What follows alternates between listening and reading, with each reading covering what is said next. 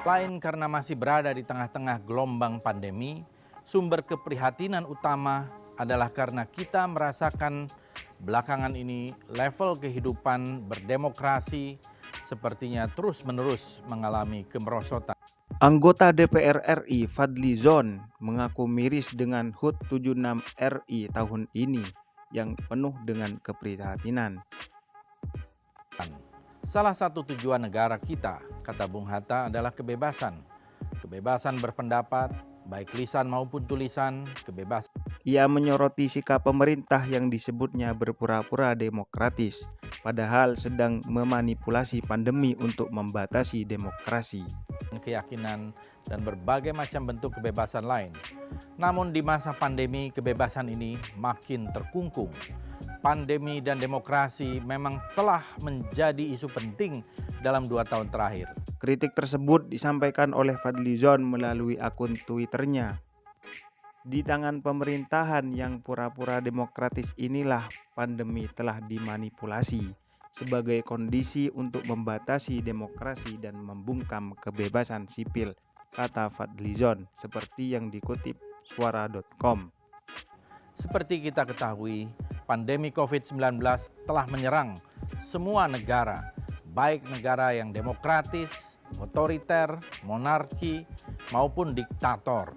Menurut Wakil Ketua Umum Partai Gerindra itu, pembatasan sosial sebagai bagian dari protokol kesehatan justru dimanfaatkan oleh pemerintah untuk membatasi kebebasan masyarakat dalam menyampaikan aspirasi politik.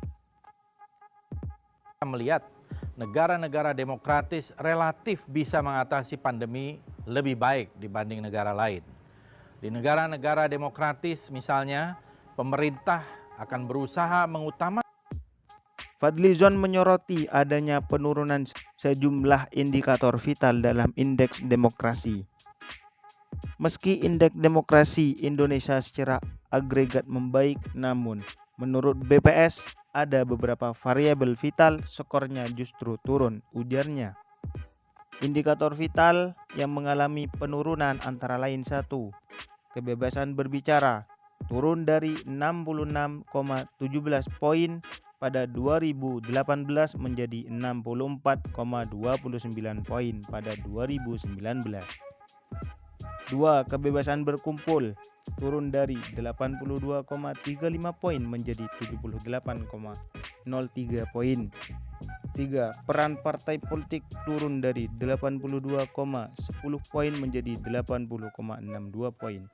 Dan 4. Pemilihan umum yang bebas dan adil turun dari 95,48 poin menjadi 85,75 poin. Selain itu, ada variabel lain yang skornya tergolong buruk, yakni ancaman kekerasan yang menghambat kebebasan berekspresi sebesar 57,35 poin dan presentase anggota Dewan Perempuan 58,63 poin dan demonstrasi kekerasan 30,37 poin. Keselamatan rakyat di atas segala-galanya. Keselamatan rakyat benar-benar menjadi hukum tertinggi. Sementara di negara-negara otoritarian atau minus demokrasinya, pemerintah biasanya cenderung. Indikator-indikator vital tadi menunjukkan jika iklim demokrasi di negara kita tidak sedang baik-baik saja, ungkapnya. Tapi Fadly juga menyebut kekuasaan saat ini makin terkonsentrasi di tangan presiden dan eksekutif. Sebagai salah satu contoh adalah Omnibus Law, Cipta Kerja yang telah mengubah puluhan undang-undang sekaligus hanya dengan satu draft RUU. Penggunaan kewenangan semacam itu bukan hanya telah memperbesar kekuasaan presiden di bidang legislatif, tapi juga memperbesar kekuasaan presiden di bidang yudikatif, ujarnya.